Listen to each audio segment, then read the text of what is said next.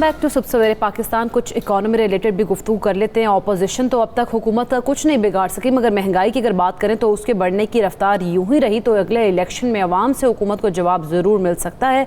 एशियाई तरक्याती बैंक ने खतरे की घंटी बजा दी अब हमजा। हाँ जी, और कहा है कि पाकिस्तान में महंगाई मज़ीद बढ़ने का खदशा मौजूद है। पाकिस्तानी मईशत पर एशियाई तरक्याती बैंक की आउटलुक रिपोर्ट में कहा गया है कि रवा माली साल महंगाई की शरह बढ़ने का ही खदशा है। खाने पीने की अशिया की कीमतों में इजाफा महंगाई का बायस बन सकता है। रिपोर्ट में ये भी कहा गया है कि रवा माली साल मुआशी ग्रोथ 4% तक रहने की तवक्को है। अच्छा हमजा, कोरोना के बावजूद अगर हम देखें तो पाकिस्तान की मौशी सरगर्मियाँ फ़रोग पा रही हैं। सनत की बात करें, तामीरात की बात करें, मैन्युफैक्चरिंग की बात करें तो ये शोबे हैं, इनमें ग्रोथ जो है वो एक्सपेक्ट की जा रही है। दूसरी जानिब वज़ीर ख़जाना शौकत तरीन साहब ने साफ कह दिया है कि अशिया ज़रूरिया जो है या अशिया सर्फ की जो कीमतें हैं वो पूरी दुनिया में बढ़ी हैं। पाकिस्तान कोई अनोखा मुल्क नहीं है कि जहाँ पर महंगाई जो है वो रिपोर्ट हो रही हो। इस्लामाबाद में प्रेस कॉन्फ्रेंस कर रहे थे, वो उन्होंने क्या कहा है वो आपको सुनाते हैं। हम फूड सब्सिडी देंगे, अपने गरीब आवाम को डायरेक्ट अब सब्सिडी देंगे। जिस तरह एहसास पे हम सब्सिडी दे रहे हैं, इसी तरह अब आटे पे देंगे, चीनी पे देंगे, घी पे देंगे और दालों पे। शौकत तरीन साहब की गुफ्तगू आपने सुनी होने कि हम सब्सिडी भी देंगे चीज़ों पर। खैर हम इस सारी सूरत हाल पे बात करते हैं। मारूफ मौशी तज्जिया का शाहिद हसन सिद्दीकी साहब हमारे साथ मौजूद हैं। अस्सलाम वालेकुम, गुड मॉर्निंग। शाहिद हसन सिद्दीकी साहब, एशियाई तरक्याती बैंक की पाकिस्तानी जो मईशत है उस पर एशियन डेवलपमेंट आउटलुक रिपोर्ट जो है वो अब शाया हुई है और उसमें कहा गया कि रवा माली साल के दौरान महंगाई की शरह बढ़ने का इम्कान है। आपको लगता है कि ऐसा हो सकता है? मैंने तो आपके पिछले प्रोग्राम में भी कहा था कि पाकिस्तान महंगाई बढ़ेगी। नंबर एक।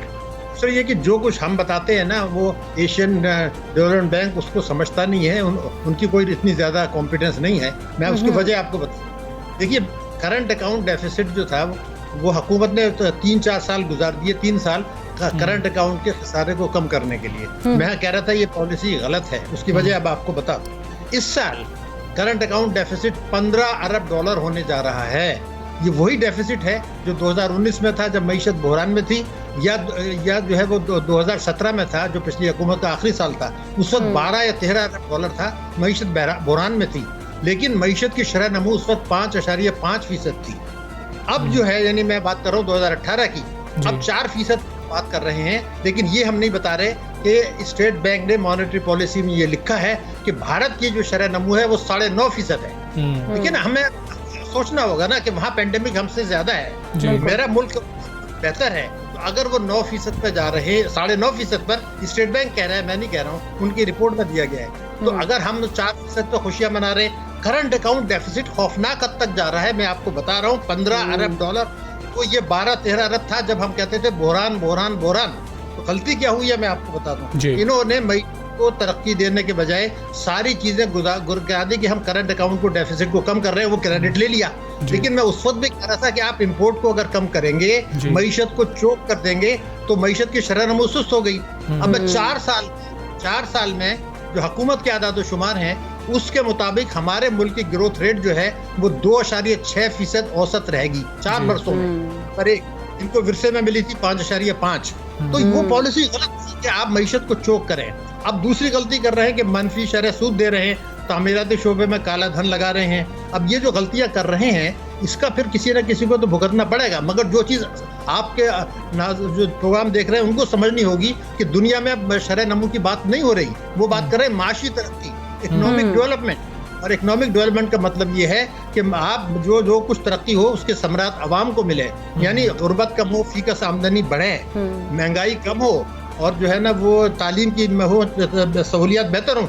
हमारे मईशत की शरह नमू सुस्त है, वो आवाम पर बोझ डाल के हासिल हो रही है। यानी अशराफिया की ऐसी मईशत जिसमें बेतहाशा कर्जे लिए जाएं। और जैसे मैंने आपके पिछले प्रोग्राम में कहा था कि हमने सस्ती शरह सूद जो की है, मनफी शरह सूद देखने तो उसकी वजह से लोग गाड़ियां ले रहे हैं, ये सब कर रहे हैं। अब स्टेट बैंक ने रिपोर्ट में क्या दिया परसों कि जी वो तो लोगों ने गाड़ियां खरीद ली, जरूरत से ज्यादा इंपोर्ट कर लिया क्योंकि हमने सस्ती शरह सूद रखी थी। तो वो तो आज भी है, आज भी अफराद ज़र से कम है हमारा डिस्काउंट रेट। तो लोग क्या कर रहे हैं कि सस्ते कर्जे लेके प्रॉपर्टी में लगा रहे हैं, स्टॉक एक्सचेंज में लगा रहे हैं, गाड़ियां ले रहे हैं, गैर इंपोर्ट कर रहे हैं, जखीरा अंदोजी कर रहे हैं। खुदा के लिए ये बहुत ताकतवर मुल्क है, मैं आपको बता रहा हूँ, बहुत ताकतवर मुल्क। और तो मुझे आप ये बता दीजिए कि अब हमारे पास रह क्या गया? शरह नमू हमारी कम जी। बेतहाशा, यानी अगर 5 साल जब पूरे होंगे, अगर मैं आपको बता दूं 5 साल जब पूरे होंगे, हमारा ग्रोथ रेट औसत होगा 3.3%, इससे ज्यादा नहीं हो सकता। फिर से मैं मिला था 5.5। तो क्या हुकूमत को, हमें और आपको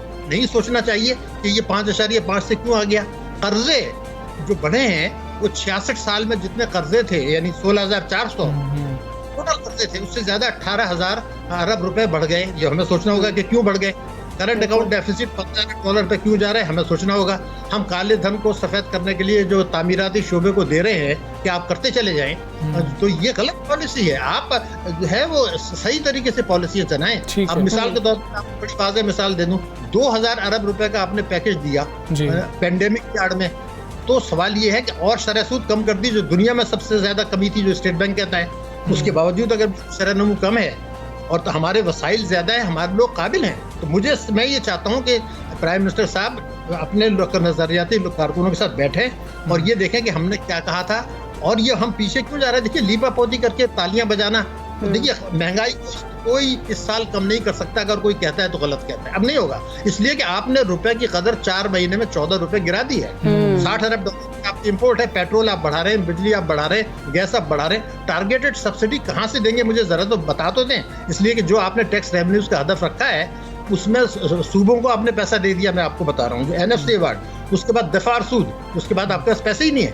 तो अगर आप कर्जे लेके टारगेटेड सब्सिडी दे रहे हैं और फिर पेट्रोल के दर बढ़ा रहे हैं, रुपए की कदर गिरा रहे हैं, और मैंने बताया कौमी बचत के डॉक्टर साहब, बात यह है कि अगर हम बात करें बिज़नेस कम्युनिटी से, तो वो कहते हैं कि बहुत आसान किया है इस गवर्नमेंट ने बिज़नेस को। वो कह रहे हैं कि बेहतरी हो रही है, जो मुआशी फ़ैसले किए जा रहे हैं वो बड़े दुरुस्त किए जा रहे हैं। तो फिर ये क्या मामला है कि उनकी जानिब से इस तरह के बयानात सामने आ जाते हैं? फिर शौकत तरीन साहब भी यही कहते हैं कि अब टारगेटेड सब्सिडी का, जिस तरह से आप जिक्र कर रहे हैं कि टारगेटेड सब्सिडी हम देने के लिए जा रहे हैं, महंगाई के हवाले से अगला साल बड़ा इंपॉर्टेंट होगा, उसमें कम कर लिया जाएगा महंगाई को। क्या ऐसा हो सकता है कि अचानक रात को सो के उठे तो सुबह महंगाई कम होना शुरू हो गई?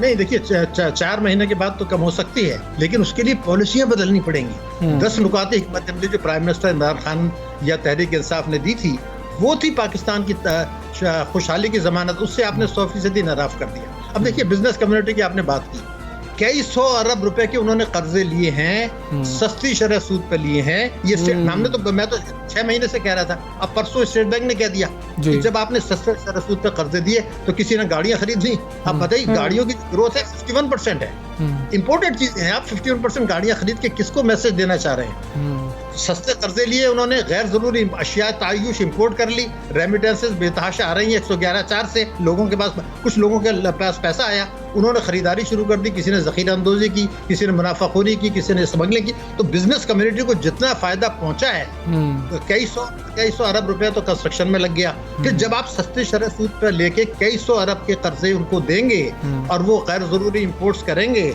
वो जो है गाड़ियां खरीदेंगे, वो जो है जखीरा अंदोजी करेंगे। सर, आप समझते हैं कि अब रीस्टार्ट करना तमाम पॉलिसीज़ को ये मुमकिन है, और ये जो शौकत तरीन साहब हैं ये भी करने के लिए तैयार होंगे, क्योंकि रीस्टार्ट ऑफ पॉलिसीज़ तो बहुत मुश्किल होगा? देखिए, शौकत तरीन साहब तो सियासी बयान दे रहे हैं, उनकी बात आप छोड़ दीजिए।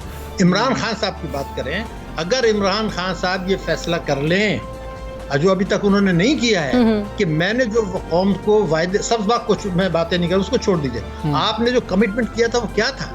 कि हम हर किस्म की आमदनी पर टैक्स लगाएंगे, हम कोई एमनेस्टी नहीं देंगे, हम मईशत को दस्तावेजी बनाएंगे, हम एनर्जी सेक्टर में उसको बढ़ने से रोकेंगे, सर्कुलर डेट को आवाम पर बोझ नहीं डालेंगे। अब जितनी टैक्स, एक तो टैक्सों की वसूली की हदफ आपके 2400 अरब रुपए कम है, कोई हदफ हासिल नहीं हुआ, लेकिन वो इनडायरेक्ट टैक्सेस से है, वो GST है। तो बिजनेस कम्युनिटी तो खुश है, पाकिस्तान के अंदर सलाहियत भी है, पाकिस्तान की मईशत में कम भी है। देखिए, पेंडेमिक से जितना नुकसान भारत में हुआ, अल्हम्दुलिल्लाह हमें नहीं हुआ। तो हमारी 4% है, उनकी 9.5% है। तो क्या हमें सोचना नहीं चाहिए?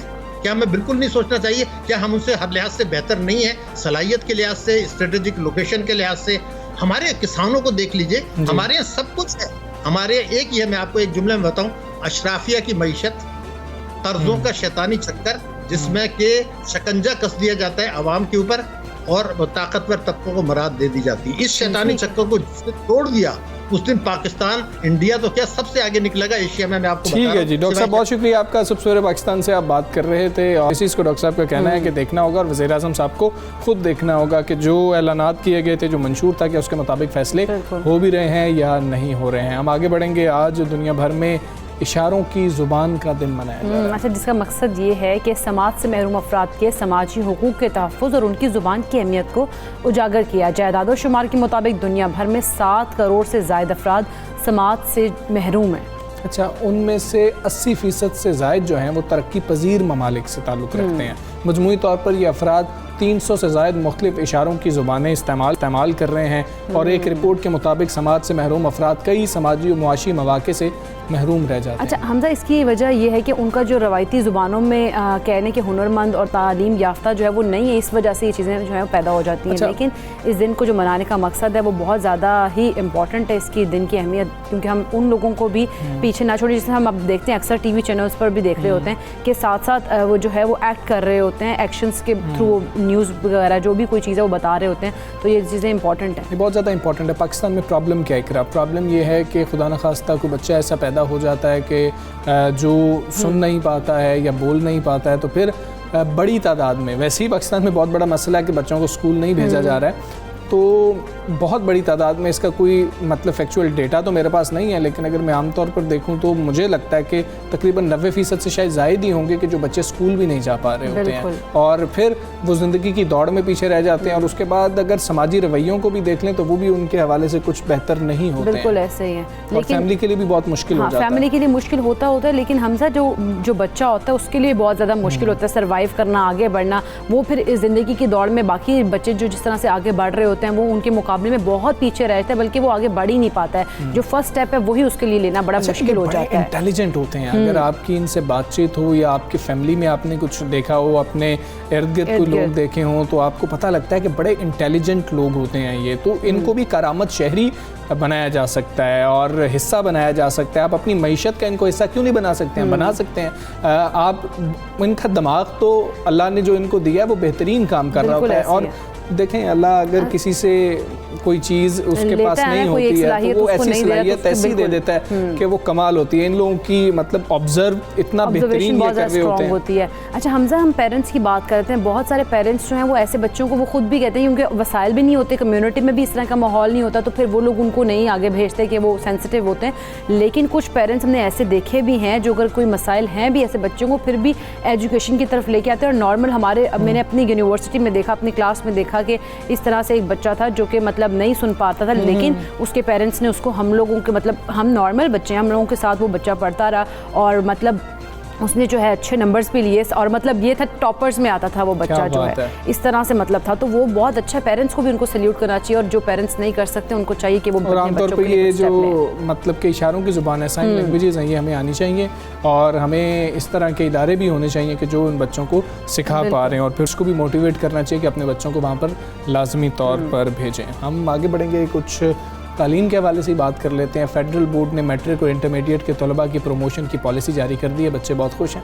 अच्छा, 9वीं और 10वीं जो और 11वीं और 12वीं की तमाम तलबा और तालिबात को लाजमी मज़ामीन में नंबर्स जो हैं वो इख्तियारी मज़ामीन के मार्क्स की बुनियाद पर दिए जाएंगे और नोटिफिकेशन जो आया सामने उसके मुताबिक लाजमी मज़ामीन में 5% इजाफी नंबर्स भी दिए जाएंगे। अच्छा, जो बच्चे फेल हो रहे थे वो पास हो गए, वो सबसे ज़्यादा खुश है इस पॉलिसी के बाद। कोई फेल नहीं होगा, अकेडमीज़ के बाहर लिखा हुआ मैं पढ़ता था कि जी कि कोई फेल नहीं होगा, सब पास हो जाएंगे और फलां एकेडमी से रब्ता करें, अपने बच्चे को यहाँ दाखिल करवाएं। तो अब हुकूमत ने जो बता दिया कि कोई फेल नहीं होगा, बच्चे बहुत खुश हैं। अच्छा, 2 स्कूल ऑफ थॉट्स हैं। एक ये कह रहे हैं कि ऑप्शन क्या थी गवर्नमेंट के पास, गवर्नमेंट ने अच्छा किया कि एग्ज़ाम्स भी ले लिए, बच्चों को उस प्रैक्टिस से भी गुजार लिया और फिर क्योंकि बच्चों का तो इसमें कोई इतना जो है कसूर नहीं था कि वो ठीक तरीके से पढ़ नहीं पाए, तो सबको पास कर दिया। 33% अगर नंबर दे भी रहे हैं तो उन बच्चों से क्या फ़र्क पड़ता है, वो बच्चे कौन सा टॉप कर रहे थे, टॉपर्स को कोई फ़र्क नहीं पड़ा। दूसरे ये कह रहे हैं कि बच्चों के जहन में यही रहेगा और बच्चे जो हैं इस मश्क से दूर होते चले जाएंगे। वो पढ़ाई करेंगे नहीं, वो तैयारी नहीं करेंगे। जिस तरह से हम अक्सर देखते हैं कि यहाँ पर यही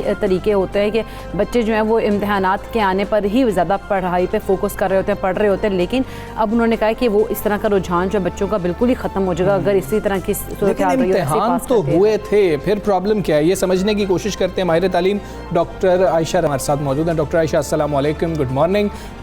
ये दोनों तरफ से बातें हो रही हैं और आप यकीनी तौर पर, आपसे हमारी बात हुई थी, आप ये कह रही थी कि चलें इस मश्क से गुजारा तो गया था, गवर्नमेंट ने अच्छा फैसला किया कि बाद में अनाउंस किया कि चलें सब बच्चों को पास कर दिया जाएगा। अब जो दूसरे लोग बात कर रहे हैं कि इससे मतलब प्रोडक्टिविटी कम हो जाएगी, आप इस आर्गूमेंट को कितना दुरुस्त समझ रही हैं?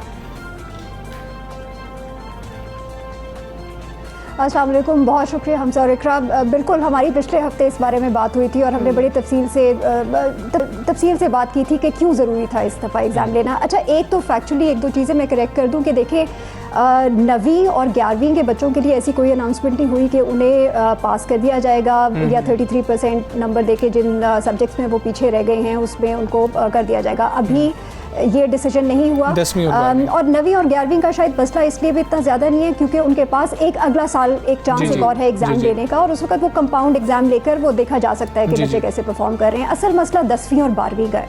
अच्छा, 10वीं और 12वीं में भी थोड़ी सी क्लैरिटी की ज़रूरत है। देखिए हमारे मुल्क के अंदर 29 पब्लिक स्कूल एग्जामिनेशन बोर्ड्स हैं। इमेजिन करें 29। अगर आप आगा खान बोर्ड को मिला लें तो 30 बोर्ड्स हैं अक्रॉस पाकिस्तान जो एग्ज़ाम लेते हैं अपने अपने। अब इन सारे बोर्ड्स के दरमियान किसी ना किसी की इक्विवेलेंस की ज़रूरत होती है, ख़ासतौर पे 10वीं और 12वीं के बाद, क्योंकि आपने ज़ाहिर है 10वीं के बाद प्री मेडिकल, प्री इंजीनियरिंग, बड़े लिमिटेड से आपके पास इंटरमीडिएट कॉलेजेस हैं। आप समझे कि तकरीबन 30,000 आपके सेकेंडरी स्कूलों के बाद अचानक अगर आप हायर सेकेंडरी या इंटरमीडिएट कॉलेजेस की बात करें तो तकरीबन 5,000 रह जाते हैं, यानी इतनी कम सीट्स हो जाती हैं बच्चों के पास, 30,000 से 5,000। फिर 12वीं के बाद आपके पास यानी 5,500 स्कूलों के बाद आपके पास जो डिग्री कॉलेजेस और यूनिवर्सिटीज़ हैं वो तकरीबन कोई 2,500 हैं, तो सीट्स बड़ी कम होनी शुरू हो जाती हैं।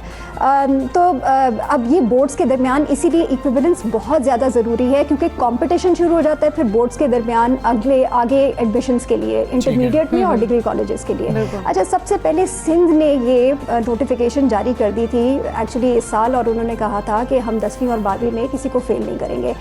तो बाकी बोर्ड्स ये कर नहीं सकते थे असूलन। अगर आप देखें कि वो ये कहते कि अच्छा सिंध में सब बच्चे पास हो जाएंगे लेकिन बाकी मुल्क के अंदर हम फेल करेंगे, वो चीज़ नहीं चलनी थी क्योंकि फिर अगेन वही बात, ये बहुत बड़ा एक इशू बन जाता है कि एक पूरा आपका इतना बड़ा सूबा कह रहा है कि सब बच्चे पास हो रहे हैं, वो तो चले जाएंगे इंटरमीडिएट कॉलेजेस में और यूनिवर्सिटीज़ में, लेकिन बाकी सारा मुल्क जो है वो अपने इश्यूज़ को देख ले। तो देखिए ये इक्विवेलेंस का एक बड़ा जेन्युइन इशू था और हुकूमत के पास मेरे ख्याल में, जहाँ तक मेरी राय है, अनलेस के सिंध ऑन बोर्ड होता, कोई और उस तरह का वो था नहीं, ऑप्शन नहीं थी। अच्छा देखिए, और एक बहुत ज़रूरी इसके अलावा जो क्लैरिटी की ज़रूरत है कि एग्जामिनेशन लेना एक डिफरेंट चीज़ होती है और प्रमोशन करना एक डिफरेंट चीज़ होती है। एग्जामिनेशन क्यों लेना है वो उसके बारे में हमने तफसील से पिछले शो में भी बात की कि देखिए पिछले साल भी एग्जाम नहीं हुए थे इन्हीं बच्चों के जो 10वीं और 12वीं के हैं, ना उनके 11वीं में हुए ना उनके 9वीं में हुए, इस साल भी नहीं होते तो आपको ये पता ही ना चलता ये बच्चे कहाँ स्टैंड कर रहे हैं। अब एटलीस्ट आपके पास डेटा है।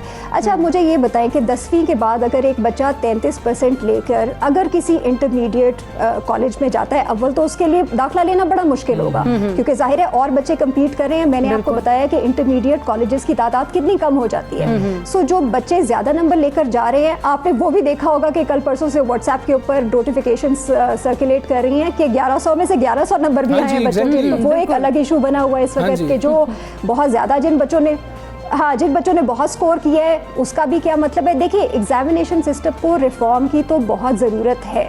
हम किस किस्म के एग्ज़ाम लेते हैं, हम उनकी मार्किंग कैसे करते हैं, उनका क्या मतलब है, उनकी क्या क्रेडिबिलिटी है, क्या आगे जिन बिल्कुल। लेकिन डॉक्टर जिस तरह से आर्ग्यूमेंट्स भी किए जा रहे हैं और कुछ पॉलिसीज़ के ऊपर भी बातचीत हो रही है, कुछ मसाइल भी सामने आ रहे हैं, फ्यूचर में ऐसे मसाइल का सामना ना करना पड़े, गवर्नमेंट को आप समझते हैं कि ऐसी जामे पॉलिसी बनाना होगी कि इस तरह के मसाइल जो हैं फ्यूचर में हमें फेस ना करना पड़े? क्योंकि अगर हम कोविड की बात कर लें, अगर हमने इस सिनेरियो से बाहर निकलते हैं, क्योंकि हम इस सिनेरियो से निकलने में भी हमें बहुत अभी टाइम लगेगा। नहीं, आप बिल्कुल ठीक कह रही हैं। देखिए बात ये है कि और वो बड़ी जायज़ किस्म की क्रिटिक है मेरे ख्याल में, वो पिछले साल से भी होती चली आ रही है, पूरी दुनिया में हो रही है। देखिए एग्जामिनेशन और जिस तरीके से एग्जामिनेशन लिया जाता है, ये कि साल के आखिर में आपने एक हाई स्टेक्स 3 घंटे का एग्जाम एक सब्जेक्ट का लिया और उसकी बेसिस पे डिसाइड किया, वो तो वैसे ही पूरी दुनिया के अंदर अब एक उसके ऊपर है कि इसकी क्या सिग्निफिकेंस है। कैम्ब्रिज जैसे एग्जामिनेशन के ऊपर पूरी दुनिया के अंदर सवाल उठाए जा रहे हैं कि इसकी क्या सिग्निफिकेंस है, क्या इसकी गोइंग फॉरवर्ड ज़रूरत है कि नहीं। वो तो बिल्कुल एक जामे पॉलिसी की ज़रूरत है। जैसे मैंने पिछले शो में भी कहा था, हुकूमत उस पॉलिसी के ऊपर IBCC मिनिस्ट्री ऑफ एजुकेशन मिलकर पॉलिसी के ऊपर काम कर रहे हैं और उसके अंदर 2-3 मेजर उसके अंदर पहलू है। एक तो ये कि आप एग्जामिनेशन किस किस्म के लेते हैं, कंसेप्चुअल कर दें, आप कोशिश करें कि रटा बेस्ड आपके एग्जाम्स ना हो, आप थोड़ी सी तैयारी पहले करें। इस दफ़ा ज़रा थोड़ी सी काफ़ी ज़ाहिर है आफ्टर द फैक्ट भी डिसीजन किए गए हैं, जिसकी वजह से लोगों को ज़रा ज़्यादा वो ज़ाहिर है एक वो बनता है कि शायद हुकूमत अनप्लान तरीके से आगे चल रही है। तो मेरे ख्याल में एक वाज़े पहले से अगले साल की पॉलिसी सामने आ जानी चाहिए। अच्छा, और फिर एक और बात जो मैं करना चाहती हूँ वो ये है कि देखें 10वीं और जो मेरा एक neutral as an observer education की ख्याल है, देखिए हम बहुत सारा डेटा देखते हैं कि जब भी बच्चे एक ख़ास आप कह लें कि लेवल ऑफ एजुकेशन से ऊपर जाते हैं, जैसे 5वीं से 6ठी में ट्रांजिशन होती है या 8वीं से 9वीं या 10वीं से 11वीं या 12वीं से आगे, हमने ये बहुत देखा है कि बच्चे जब फेल हो जाते हैं ना, ख़ासतौर पे हमारे सिस्टम के अंदर जितना टैबू है कि बच्चा फेल हो गया, बच्चे ड्रॉप आउट बहुत होते हैं, ख़ास तौर पे 10वीं के लेवल के ऊपर, ख़ास तौर पे ये जो सर्टन ट्रांजिशन वाले ग्रेड्स होते हैं, बच्चियों की बहुत सारों की इसी वजह से शादियां हो जाती हैं अर्ली एजेस में। बिल्कुल। सो पेरेंट्स ये कहते हैं कि ये बच्ची अगर पढ़ नहीं पा रही है और ये फेल हो रही है तो क्या फ़ायदा, अगला साल भी ये फेल होगी या 33% लेकर पास हो जाएगी, इसने क्या कर लेना है। वो बच्चियों की वो शादियां कर देते हैं मोस्ट लाइकली ऐसी जगहों पे जहाँ पर और कोई बच्चियों के पास करने वाला काम नहीं है। लड़कों के पास भी जाहिर है उसके बाद कोई ख़ास ऑप्शंस रह नहीं जाती। इसी तरह से 12वीं के बाद मसले हैं। देखिए ये बड़ा देखना ज़रूरी है कि 10वीं, अच्छा सबसे बड़ी बात ये कि स्कूल्स अपने आप को ऑब्जॉल्व ना करें, ना पब्लिक स्कूल और ना प्राइवेट स्कूल। अब ये कहना कि इन बच्चों का हम माइंडसेट ऐसा बना रहे हैं कि जी बगैर पढ़े पास हो जाते हैं, नहीं, ये सिर्फ इस साल की पॉलिसी है। अब ये स्कूल्स का काम है कि 10वीं से जो बच्चे 33% लेकर आगे आ रहे हैं, अगर वो आपके कॉलेजेस में आ जाते हैं पब्लिक या प्राइवेट में, तो अब आप क्या करते हैं? ठीक है डॉक्टर साहब, क्विकली एक और अहम नुक्ता है जो आपसे हम समझना चाहेंगे, जानना चाहेंगे, वो ये है कि 10वीं हो या फिर 12वीं हो, दोनों के बाद आप एक अच्छे कॉलेज के लिए कोशिश कर रहे होते हैं, दूसरे के बाद अच्छी यूनिवर्सिटी के लिए कोशिश कर रहे होते हैं। बच्चों को बहुत ज़्यादा नुकसान हुआ, कोई बच्चे इख्तियारी मज़ामीन में उतने अच्छे नहीं होते हैं, लाजमी मज़ामीन में अच्छे होते हैं। अब इस तरीके से भी कई बच्चे परेशान हैं कि जी कि हम तो उनमें अच्छा स्कोर कर सकते थे, हमारा इसमें स्कोर कम आया और अब जब एवरेज निकाल ली जाएगी तो शायद हमारा वो मेरिट नहीं बनेगा। कोई ऑल्टरनेट पॉलिसीज़ कॉलेजेस की जानिब से जो 10वीं पास करके बच्चे आ रहे हैं उनके लिए होना चाहिए, या यूनिवर्सिटीज़ के लिए भी जो बच्चे पास करके आ रहे हैं इंटर, उनके बाद होना चाहिए? अच्छा, हमसे इसी वजह से ये जो इस दफ़ा पॉलिसी आई थी ना, एग्जैक्टली इसी चीज़ को IBCC ने सामने रखते हुए ये फैसला किया था कि देखिए कुछ बच्चे हमारे पास ऐसे होते हैं जो कि मैथ, साइंस और इन सब्जेक्ट्स के अंदर शायद इतना अच्छा स्कोर नहीं कर सकेंगे और पाकिस्तान स्टडीज़ या और जो बाकी हमारे कंपल्सरी सब्जेक्ट्स हैं उसमें बेहतर स्कोर कर लेंगे।